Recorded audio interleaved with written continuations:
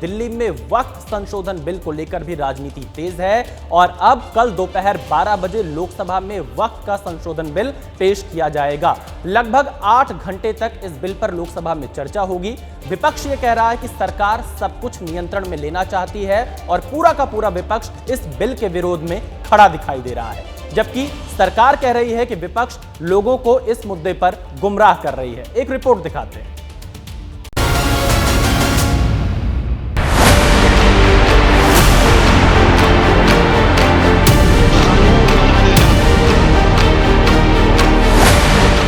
बस कुछ घंटों बाद वक्फ बिल पर संसद में बड़ा संग्राम शुरू होगा। इसमें किसकी जीत होगी और किसकी हार, नतीजा जल्द ही सामने आ जाएगा। हम वक्फ अमेंडमेंट बिल में विस्तृत रूप से चर्चा करना चाहते हैं और बिजनेस एडवाइजरी कमेटी इसमें तय करे। बिल नहीं है बल्कि ये वक्फ बर्बाद बिल है ये। लेकिन उससे पहले बिल को लेकर हो रही सियासत को समझिए कि कौन किधर है। वक्फ बोर्ड के खिलाफ हैं हम लोग, इसलिए खिलाफ हैं क्योंकि भारतीय जनता पार्टी हर जगह हस्तक्षेप करना चाहती है। हम लोग शुरू से ही इस बिल का विरोध कर रहे हैं। जेपीसी में भी हम लोगों ने विरोध किया है। बिल के बहाने विपक्ष का आरोप है कि सरकार देश का सद्भाव खराब करना चाहती है। और जिनको मुसलमान वोट की चाहत है, वो चाहे चिराग पासवान साहब हो, चाहे वो जयंत चौधरी साहब हो, चाहे वो चंद्रबाबू नायडू साहब हो, चाहे वो नीतीश कुमार जी हो, मुसलमान कभी माफ नहीं करेगा अगर आपने इस बिल को पास होने दिया संसद से। कुमार जी को सर्टिफिकेट की जरूरत नहीं है। नीतीश कुमार जी ने पिछले 20 वर्षों में मुसलमानों के उत्थान के लिए जो काम किया है, वो देश की आजादी के बाद किसी राज्य में आज तक किसी सरकार ने काम नहीं किया। वक्फ बिल के खिलाफ मुस्लिम समाज कई बार सड़कों पर उतरा। ईद पर भी कई जगह काली पट्टी बांधकर विरोध जताया। हमें अपने मेंबर्स ऑफ पार्लियामेंट पे पूरा ये यकीन है कि ये प्रपोज अमेंडमेंट इंशाल्लाह पार्लियामेंट से पास नहीं होंगे। एक और विपक्ष बिल के विरोध में है तो पूरा एनडीए एक साथ एकजुट खड़ा है।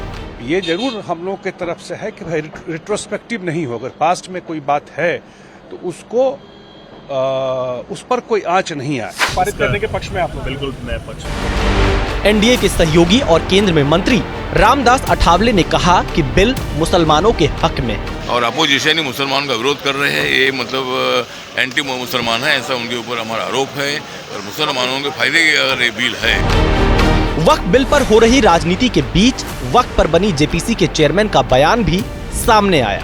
लेकिन all India Muslim personal law board ने जिस तरह से रमजान के पवित्र महीने में वक्फ बिल को लेकर के सियासत किया, झूठ बोल करके, गुमराह करके काली पट्टी बंधवाई।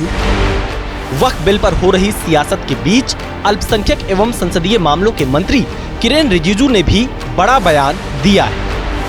इतने सालों से चल रहा है और इसको गैर संवैधानिक बताना, अनकॉन्स्टिट्यूशनल, अनलॉफुल बताना, इससे बड़ा झूठ क्या हो सकता है। अब सवाल है कि बिल पर वोटिंग होगी तो क्या होगा, किसका पलड़ा भारी पड़ेगा। लोकसभा में कुल 543 सांसद हैं। बहुमत के लिए 272 का नंबर चाहिए। फिलहाल बिल के साथ 294 सांसद हैं और बिल के खिलाफ 248 सांसद। एक सांसद की स्थिति अभी साफ नहीं है। अगर यही आंकड़ा रहा तो लोकसभा में वक्फ संशोधन बिल पास हो सकता है, यानी विरोध का कोई असर नहीं पड़ेगा।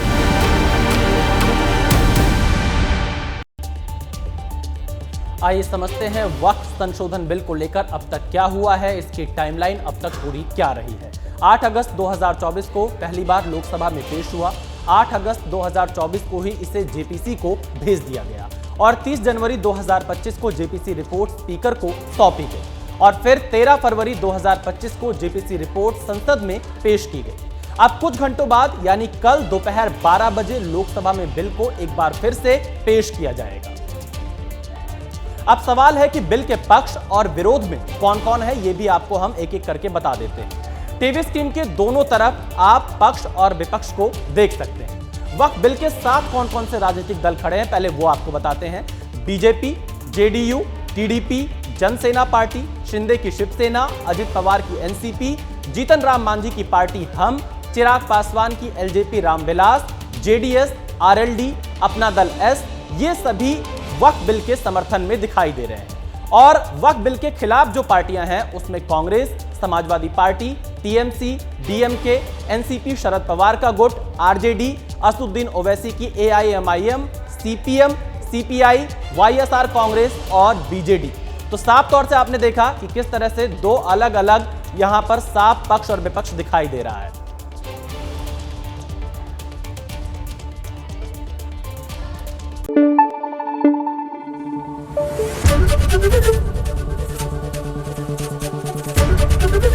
एबीपी न्यूज आपको रखे आगे।